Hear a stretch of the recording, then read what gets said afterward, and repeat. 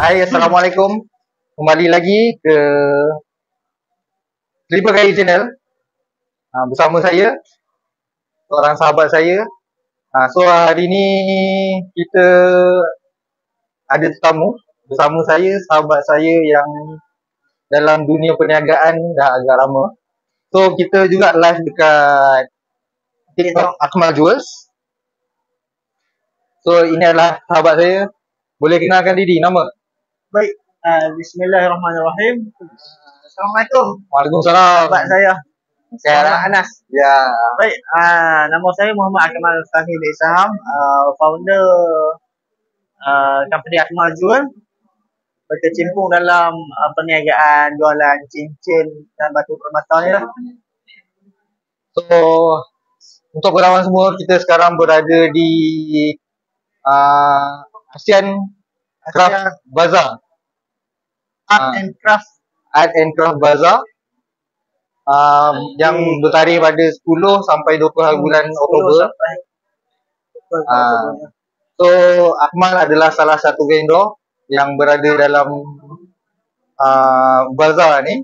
So Akmal, Ya, so sikit lah kita nak tanya. So boleh. podcast kita ni, kita punya perbincangan ni lebih kepada bisnes lah. Okey, insyaAllah. So kita nak cerita, nak tengok balik macam mana susah senang dalam buat bisnes, macam mana develop ilmu bisnes tu daripada kecil ke. So nanti kita akan tanya satu persatu lah. Boleh insyaAllah. Setakat mana okay. kita atas nak So, saya tak lah atas pengalaman. So Akmal adalah founder untuk Akmal Jewels. Ya. So Akmal Jewels ni basically dia menjual batu-batu permata. Okay, nanti kita dengar sembang. Boleh ya Akmal? Baik. Latar belakang sikit berkenaan dengan company, apa perniagaan yang buat sekarang. Okay, baik. Company kita set up untuk Akmal Jewel ni bermula pada tahun 2019. Kita daftar sebagai syarikat yang sah lah 2018. Sebelum tu kita ada nama lain, cuma revolusi kita kembangkan kita punya perniagaan tu kita mula pada 2018. Kita daftar secara sah dan dari segi orang kata apa, perjalanan bisnes tu agak proper lah. Kita start pada tahun 2018. Sebelum masa 2018 tu dah start menggunakan nama Akmal Jewels. Sebelum 2018 kita pakai nama Gurkha Newbie. Selama 2 tahun lah. So macam mana terdetiknya nak buat perniagaan batu permata cincin ni? Batu permata ni sebelum tu kita study lah, kita belajar dalam bidang jewellery ni juga. Background saya belajar di UiTM Shah Alam dalam bidang Art and Design, Fakulti Art and Design, dalam jurusan seni reka logam contemporary. Logam contemporary? Ya, betul. Bukan seni halus? Seni halus, ya juga, tapi dia bidang lain. Oh, bidang lain. Dia lebih detail lah. Ya, lebih detail dalam bidang seni reka logam contemporary. Okay. Mesti kita ada meja, kita ada 2. Satu metal wares, satu lagi jewellery. Okay. Jadi saya memilih bidang jewellery ni lah.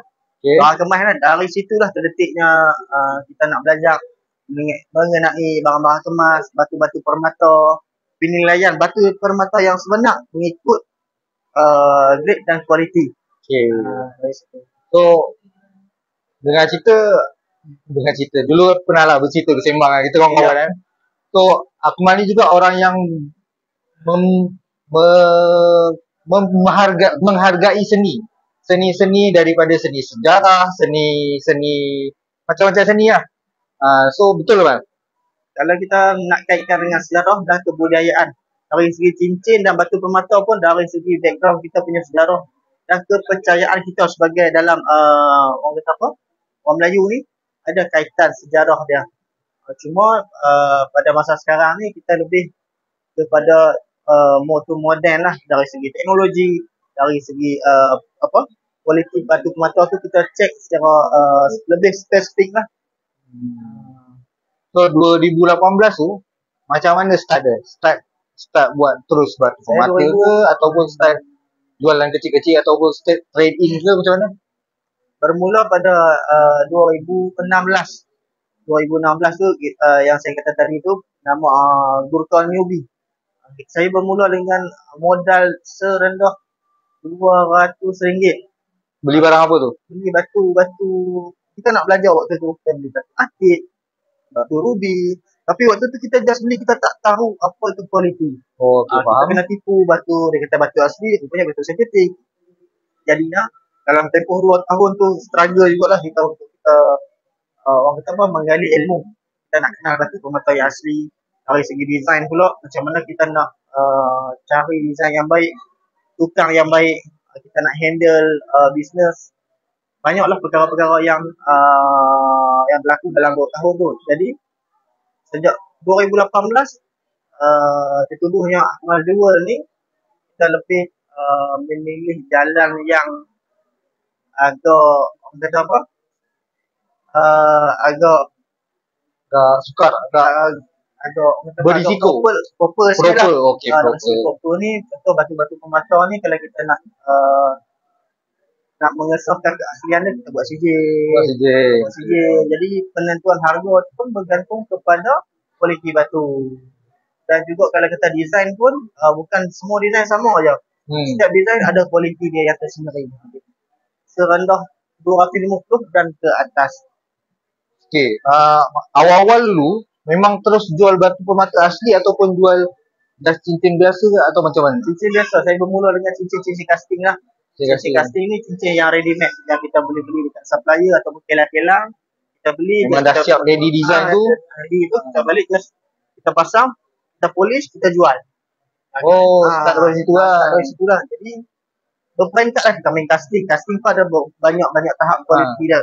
Dari kualiti yang rendah sampai kita main kualiti casting yang berkualiti. Lepas tu sebab casting ni dia design yang sama saja. Dia repetition design. Jadi bosan. So kiranya Akmal dia nak lebihkan, tak cukup lah, tak puas. Dia tak puas. Dia nak kualiti yang more lagi menarik. Lagi menarik lah. Sebab tu kita 2018 ni saya fokus pada tempahan lah, kita ambil untuk customize design kunci ni ikut orang kata apa, selera ataupun kesesuaian customer tu. So pengalaman dah 18, 19, 20, 21, 22, 23, 24, 25, 8 tahun. 8 tahun dah meniaga cincin ni. Apa benda yang halangan, apa cabaran dia, apa ujian-ujian yang selama 8 tahun ni? Ujian, satu kalau kita nak bisnes ni, satu kita kena belajar manage perniagaan kita lah. Basic, sangat basic, iaitu pengurusan. Kalau kita melibatkan kewangan paling penting, melibatkan kewangan. Setuju. Lagi kita punya jadual kita tu, dari segi orang kata apa, finance, marketing, dan sale. Sale is sale. Marketing dengan sale ni dia antara partner yang paling rapat. Betul. Kalau kita buat sale saja, tanpa ada marketing tak jadi.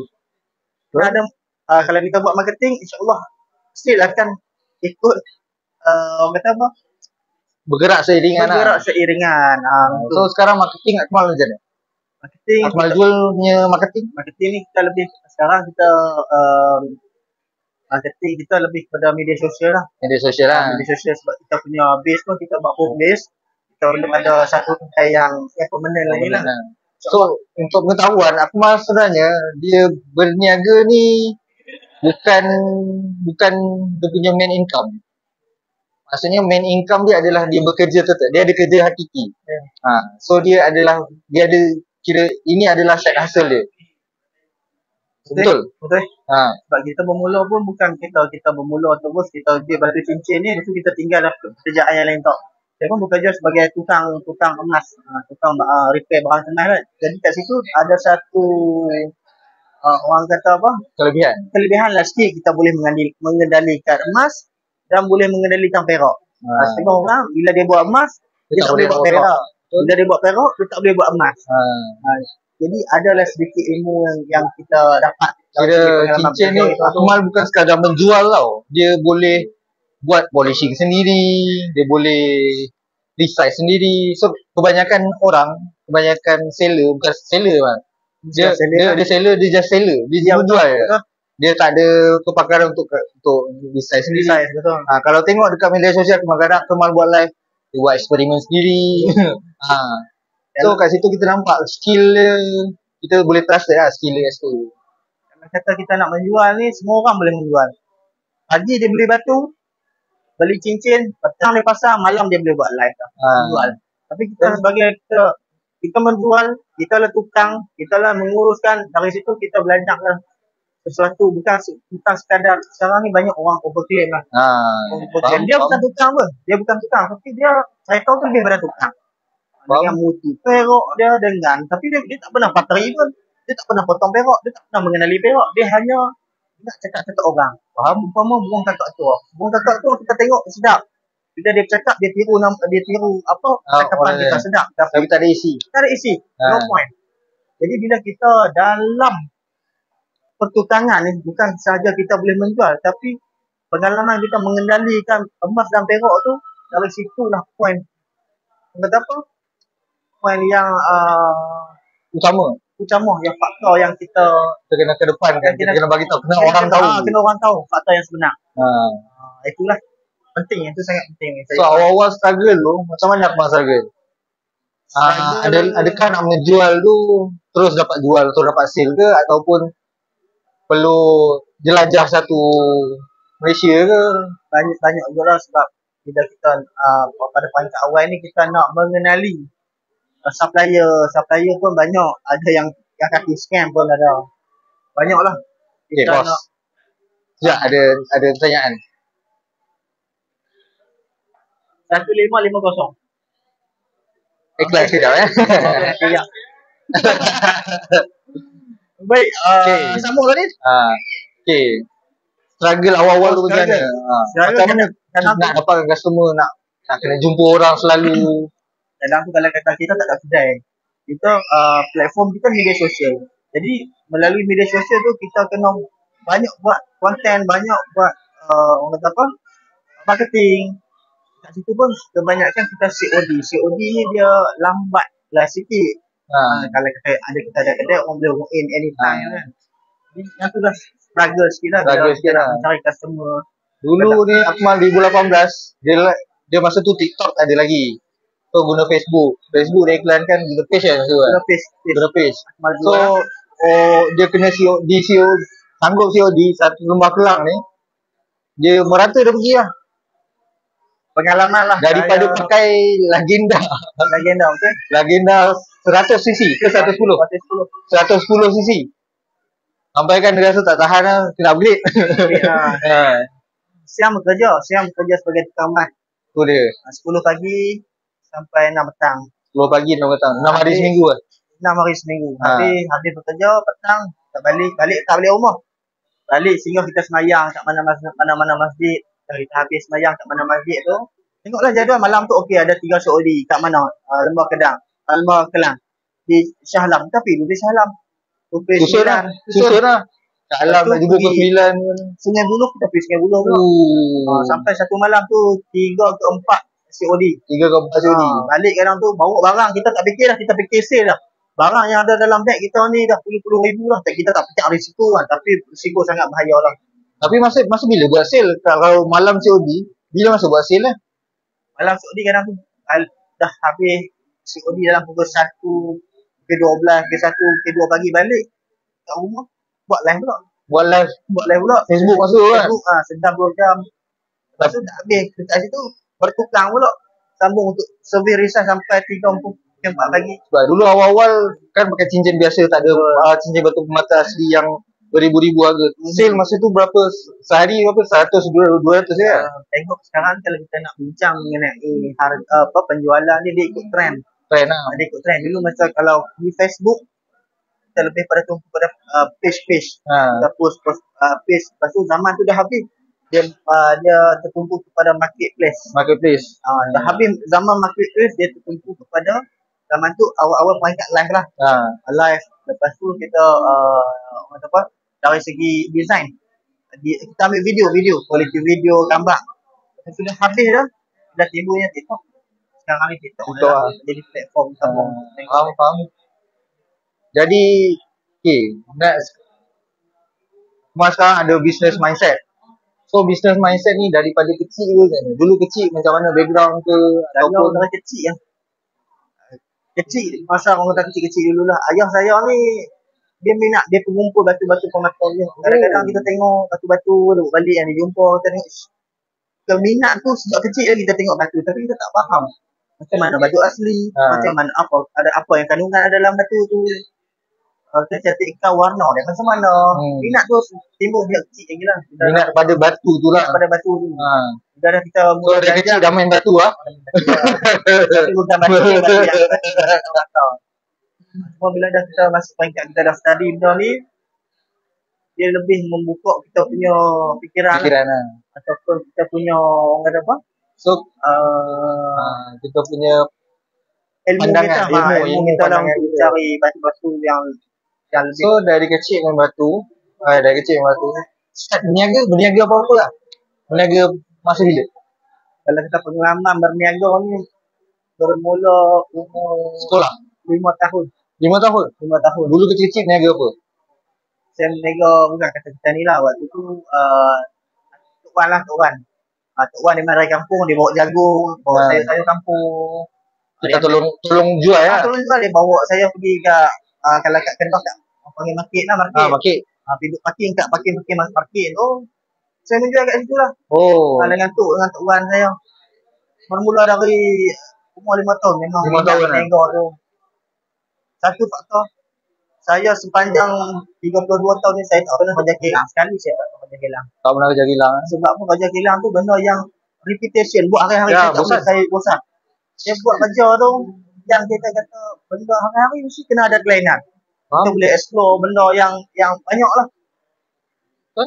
So, kecil 5 tahun. 5 tahun berniaga jagung. Lepas tu besar sikit. Besar sikit berniaga. Sekolah rendah ada berniaga apa lagi? Berniaga sayur-sayur juga tapi lebih kepada pukal lah. Pukal lah. Weh, dah main pukal lah. Tok Wan pun dia ada ladang yang besar. Jadi waktu tu kita hantar dekat supplier kan. Berguni-guni lah hantar dekat supplier. Itu besar lah sikit kan. So exposure untuk berjumpa dengan supplier apa semua dah start daripada sekolah rendah. Dah terdedah lah dari sekolah rendah lagi lah. Macam mana Tok Wan saya nego dengan token Cina ni. Saya ingat waktu tu dekat supplier dekat pekan Sungai Tiang. Dekat pekan Sungai Tiang tu kami bawa waktu tu cabai besar. Cabai besar tu ada dalam setengah tan dah. Setengah tan banyak. Dia nak jual kalau tak silap waktu tu dia nak jual harga pasaran waktu tu dalam 11-12 ringgit kot tak silap. Waktu tu lah tengok negosiasi lah. Banyak dari situ lah sikit-sikit. Tok Wan saya macam tu, kalau tak mau angkat balik nak masuk dalam van. Lain kali Cina tu pun okey tak apa ambil balik. Dari situ kita itu psikologi negotiation tu. Tak mau aku angkat balik. So sekolah rendah sekolah menengah ada berniaga lain. Sekolah menengah banyak lah. Kedai makan just kerja dengan orang lah. Yang kerja dengan orang, kedai makan. Berniaga kedai makan, lepas tu berniaga ikan, jual ikan. Jual ikan jual ya? Jual ikan jual, lepas tu jual apa lagi? Tom-tom tu? Apa dia? Tom-tom? Tom-tom pun saya jual. Tom-tom. Bukan ketum. Bukan, pom-pom tu yang bulan puasa tu. Bermodalkan RM10. Muncul lah nak cerita muncul. Bermodalkan RM10 saya boleh buat keuntungan RM4,500. Tu dia RM10. Kita 5 ke? Kita 5 dalam tangan ada RM4,500. Agak-agak raya waktu tu mewah lah. Mewah. Masuk SPM lah. SPM. Nak dekat SPM. Lepas SPM saya kerja lagi. Kerja sebagai nelayan. Saya kerja penternak ikan sangkar. Itu pun satu pengalaman juga. Dulu aku malah pernah bersembang kan. Dia cakap aku nak balik kampung, aku nak buat ikan, jual ikan lah. Kita tak tahu jiwa pertanian, perikanan tu sampai lah. Sebab kita duduk kat kampung, besar kampung.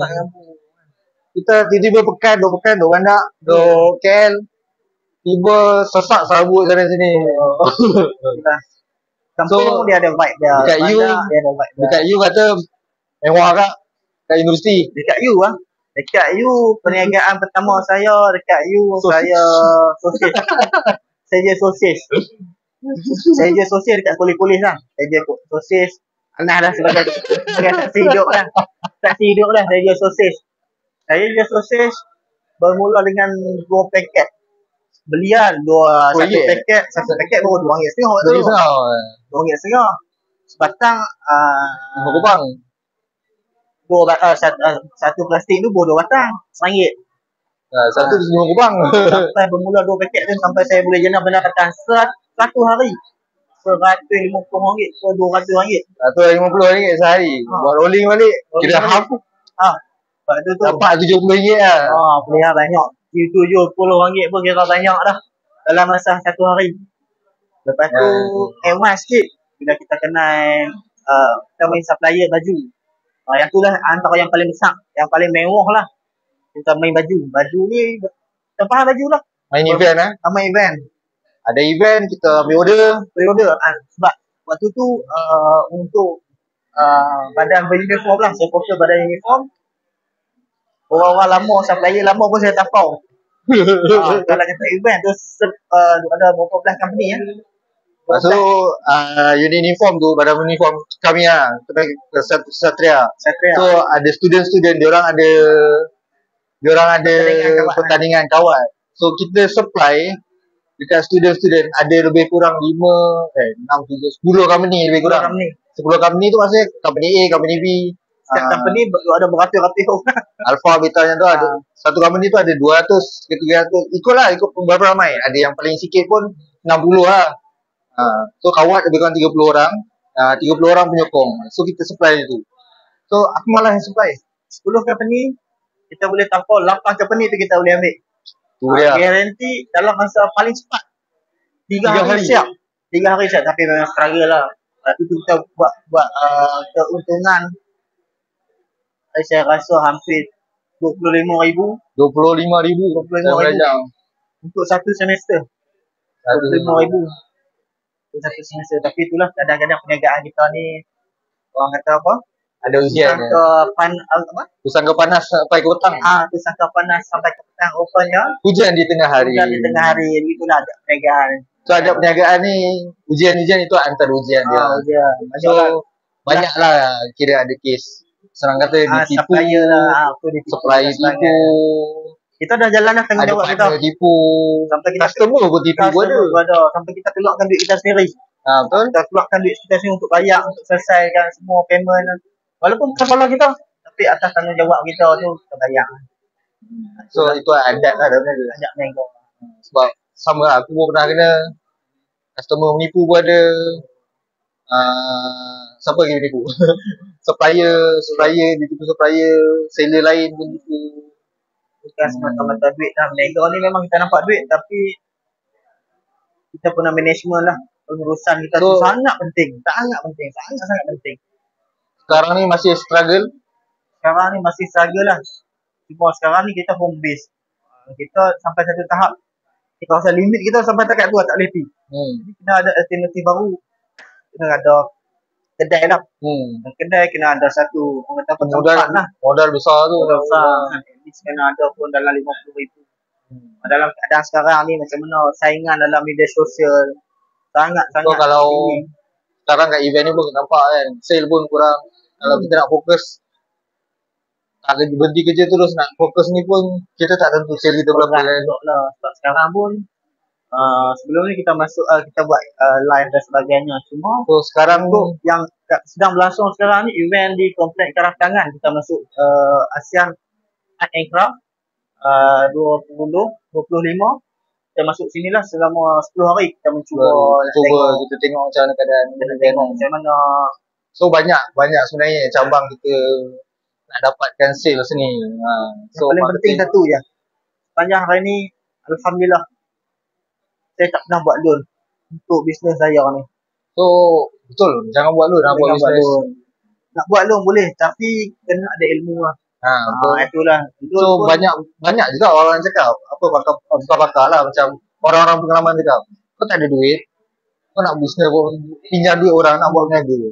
Tak sedap macam tu. Kalau kita nak pinjam buat loan, kena proper lah. Kalau kata contoh macam loan, kita buat personal loan. Buat personal loan, dapat RM100,000, tanpa sana sini, tanpa ada hala tuju yang pay, dah nak merosak. So just nak fikir hutang lah. Hutang Nak buat loan, boleh. Tapi fokus kepada kita punya proposal, kita punya planning, kena cukup kena betul-betul. Betul-betul. So sekarang aku mana ada staff? Ada staff ke ataupun Sekarang ni staff ke macam mana? Cuma sekarang kalau kata sekarang untuk tukang kita ada tukang yang khas lah untuk Akmal jual ni. Tapi bukan bergaji tetap lah. Bukan bergaji tetap lah. Dia freelance lah. Freelance. Cuma atas perjanjian kami, dia memang terikat lah. Walaupun kita bukan duduk satu kedai, walaupun duduk berjauhan, kita terikat lah.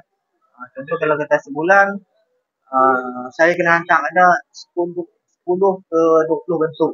Okey. Jadi kita dah ikat dah. Hamba barang kita ada. Material apa semua kita cari, kita beli. Yang kedua sebab dia kalau kata apa-apa kita boleh direct dengan dia. Kalau kita hantar sana hantar sini tanpa kita ada deal yang yang buku, orang akan goyang sikit lah. Jadi bila kita pegang macam tu, hamba barang aku ada jumlah dia, siap kita bayar on time. Itulah. So untuk staff sale, ada sale staff kadang tu sekarang ni staff bukan permanent lah, cuma staff kadang-kadang tu untuk bantu part time lah. Part time lah. So belum mampu untuk ada staff full time. Nampak macam simple walaupun tak ada kedai, tapi komitmen bulanan pun pernah nampak RM5,000 lah kena sales ada. paling okey lah, paling okey. Keuntungan kita kalau kita buat sale, kita buat sale okey. Kadang tu kita buat sale RM10,000, orang nampak wow, sebulan RM10,000, tapi dia tak tengok lagi, dia tak tolak lagi komitmen, dia tak tolak lagi gaji kita, dia tak tolak lagi sebagainya, modal dan sebagainya, dia dapat hutang. RM10,000 lah antara yang tinggi sale paling tinggi ya. Untuk buat cincin sebulan. 45. Saya tinggi. 45,000 tapi itulah faham lah. Saya faham lah. Sales ni bukan mana kita punya keuntungan, bukan kita punya hasil.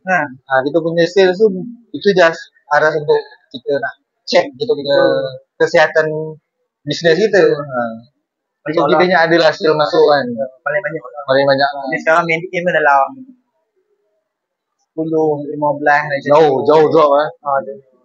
Jauh. Tak apa, jadi kita boleh maintain kan. Boleh maintain okey dah. Sebab kita nak bagi cantik untuk setahun tu.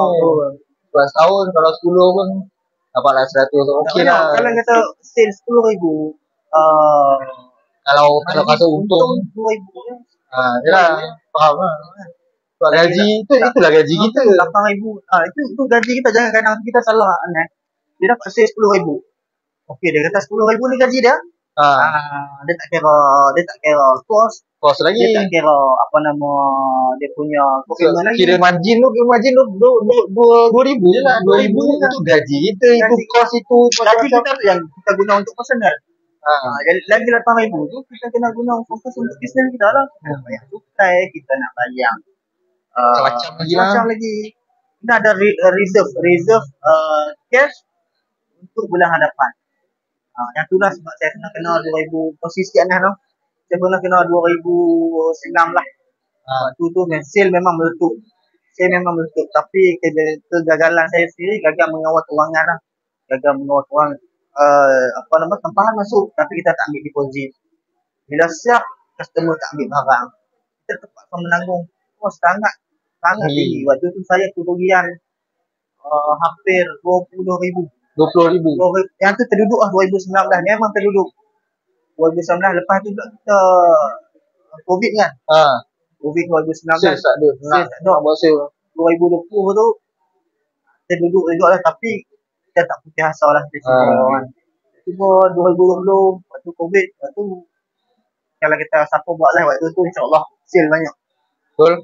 2021 saya nak kahwin, duit tak ada lah. Duit waktu tu saya ingat lagi kalau masa terduduk tu ada beberapa ratus je.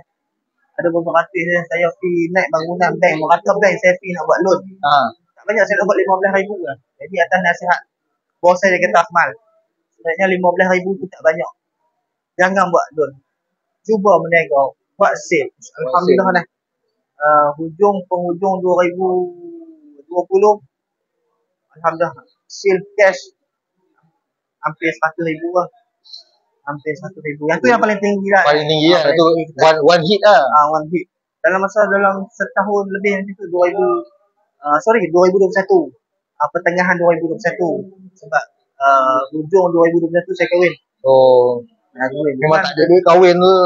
Memang sebelum tu, kalau setahun sebelum tu tak ada apa duit. Nak kahwin tapi duit tak ada. Tapi orang kata apa, dengan nekat dan ikhtiar kita lah usaha kita. Siang malam lah waktu tu, jangan tanya lah tidur kira berapa, bangun kira berapa kan. Tidur berdiri. Tidur berdiri je. Itulah sedikit pengalaman lah yang saya boleh kongsi. Taklah hebat mana orang lain banyak lagi ratus-ratus ribu sebab itulah kita nak share. Kita nak korek cerita daripada yang peniaga-peniaga kecil, usahawan kecil, solopreneur, mana yang buat kerja seorang-seorang, mana yang baru nak struggle tu. Kita nak tengok sebab biasa kita dengar kita orang buat podcast, orang yang dah berjaya, orang dah capai macam-macam. Ini kita cari orang-orang yang baru nak berjaya. InsyaAllah kita tengok apa. Mungkin podcast kali ni boleh menjadi satu sebab titik tolak saya. Hari ni saya buat podcast, keadaan saya belum berjaya tau. Saya belum berjaya, jauh lagi saya nak berjaya. Cuma sebab podcast hari ni, perkongsian saya, mungkin insyaAllah atas doa kalian semua, mak ayah, sahabat-sahabat, mungkin podcast sekali lagi saya boleh jadi orang yang berjaya lagi. Samalah orang yang menghostkan ni. Kita cubalah. Sebab kita tak pernah berhenti usaha. Kita jatuh, kita usaha balik. Kita jatuh, kita usaha balik. So apa nasihat Akmal untuk orang-orang yang ada rasa nak berniaga ke, ada yang rasa macam tak yakin nak berniaga ke? Satu tips untuk kita berniaga, tak kira lah apa-apa bidang. Yang pertama, bila kita jump dalam sesuatu bidang tu, yang pertama tolong cari ilmu sebanyak yang mungkin dalam bidang yang kita nak ceburi tu. Tak kira lah pasal cincin, pasal batu mata, pasal baju, pasal beg, bandel, kasut dan sebagainya. Ilmu. Sebab apa ilmu? Ilmu ni akan meletakkan kita di mana orang akan letak trusted kita, kepercayaan kita tu atas ilmu yang kita sampaikan. Kalau kita semata-mata nak jual overclaim tanpa ada ilmu, memang boleh naik tapi tak akan berpanjangan. Betul, faham. Sebab kita ilmu tu akan membuatkan kita satu level daripada peniaga-peniaga lain. Pembeli ni dia akan bijak. Kita boleh tipu dia, kita boleh overclaim, tapi satu hari bila dia tahu kita menipu dia, sekali tu dia datang. So kita dapatkan trust customer tu lah. Sebab customer, kita sebenarnya bukan nak dapatkan customer yang one off, yang datang lepas tu beli walk customer. Kita boleh nak customer yang loyal, customer yang repeat order dengan kita. Sebab kita selalu nak urusan dengan dia. Macam tu lah. Situ kita boleh ada kepercayaan pembeli tu, customer tu kat kita tinggi lah. Betul. Dalam masa yang sama, kita pula boleh membina keyakinan kita dalam perniagaan kita sendiri. Betul, faham? So, banyak juga saya belajar ni. Walaupun saya dah kena Akmal lama, saya dah selalu sembang. Itu perbincangan pun kadang sekali. So, Akmal banyak juga lah bagi input. InsyaAllah kalau kita ada next guest minggu depan, InsyaAllah kita akan interview lagi. Kita akan terima kasih Akmal. So, sesi podcast, sesi sembang. Selipar kayu, business talk. Baik, selipar kayu VS Akmal jual. So, kita sikit lah. Macam cakap tadi, kita bisnes ni untuk kita punya apa tadi? Dah hilang lah. Macam mana? Kita buat bisnes, kita nak dapatkan trust orang. Betul, kepercayaan. Trust orang, kepercayaan orang. Kita buat jangan sekadar buat ala kanda. Kita just menjual, bukan sekadar menjual. Walaupun kecil-kecilan, tapi make sure kita kena betul-betul buat lah. Kita betul-betul buat. Jangan ada rugi masuk event lah, sekadar boleh masuk je lah. Dapat sale lah. Rugi masuk, rugi RM1. Betul? Rugi segala yang buat so peluang pun boleh kata rugi tau kalau tu hal balai. Peluang dan ruang tu yang ada kadang tu Kalau bisnes ni kadang tu peluang dia datang tanpa mata. Bila kita tak buat sungguh, kita akan hilang. Saya banyak kali dah jadi situ. Peluang yang datang kita alfa. Tapi bila berapa bulan lepas tu, bertahun lepas tu kita akan menyesal. So, sedikit perkongsian kalau korang boleh tengok, boleh dapat manfaat daripada boleh dapat daripada podcast ni, insyaAllah. InsyaAllah kita jumpa lagi dalam podcast. Baik, saya mohon maaf. Assalamualaikum, Akmal. Baik, kalau lah. Boleh, sila. Podcast kita ada perkongsian yang menggurui hati ataupun membuatkan penonton-penonton merasa kurang. Saya minta maaf lah. Just perkongsian dari pengalaman dari saya sendiri, itu saja. InsyaAllah. Saya jumpa lagi. Jumpa lagi dalam next video. Jangan lupa komen, share dan subscribe Selipar Kayu channel. Baik. Bye. Assalamualaikum.